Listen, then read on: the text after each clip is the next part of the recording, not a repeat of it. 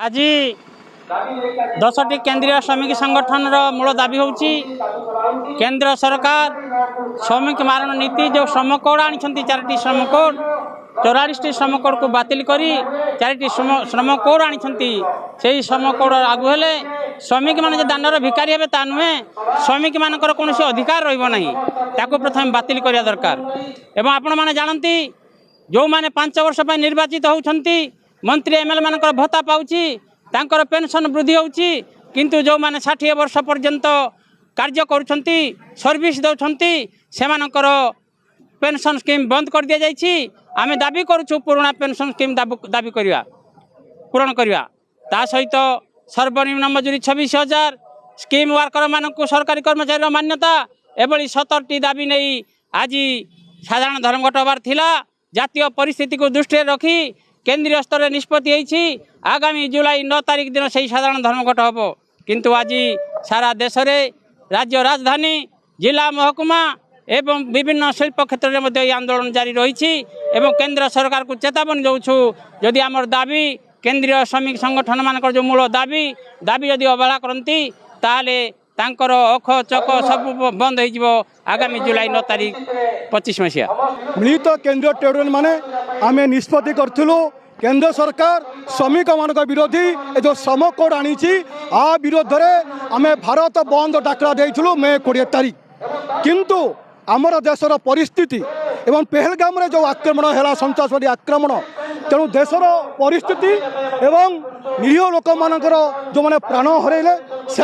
सम्मान जनाई आम समस्त केंद्र ट्रेड यूनियन माने निष्पत्ति नेलु मे 20 तारिख रे भारत बंद न डाकी जुलाई 9 तारिख रे आम भारत बंद डाकरा देइछु एवं जेहेतु मे 20 तारिख रे आम भारत बंद डाकरा देइथिलु तेणु आम भारत बंद करूना कि समस्त इंडस्ट्री एवं समस्त जिला महकुमा आम विक्षोभ प्रदर्शन करुछु श्रमिक मान को उचित न्याय न देवाई ये जो श्रम कोड आसूची ए श्रम कोड को केंद्र सरकार जे पर्यंत प्रत्याहार न करिसंती से पर्यंत आम ये आंदोलन आउरी जोरसोर हम जड़े सर्वनिम्न मजूरी जड़े श्रमिक पाइबा कथा एवं 8 घंटा काम करने कथा ये बाबद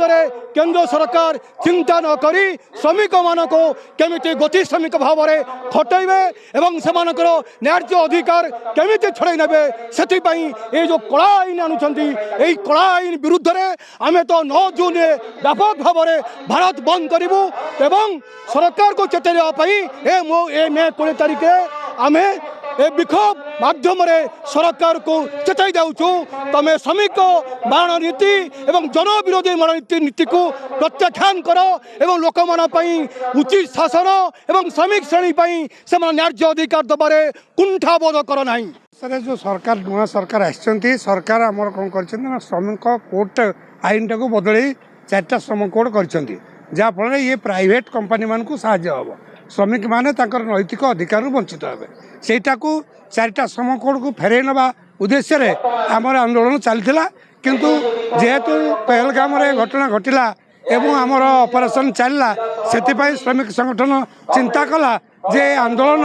आम अक्टोबर जो जुलाई 9 तारिख को घुचाई देइछु जदि सरकार श्रम कोड को फेरे न नियंती एवं देइथिबा प्रतिश्रुति की पालन न करती तेरे जुलाई 9 रे सारा भारत वर्ष को बंद करने श्रमिक संगठन बाध्य।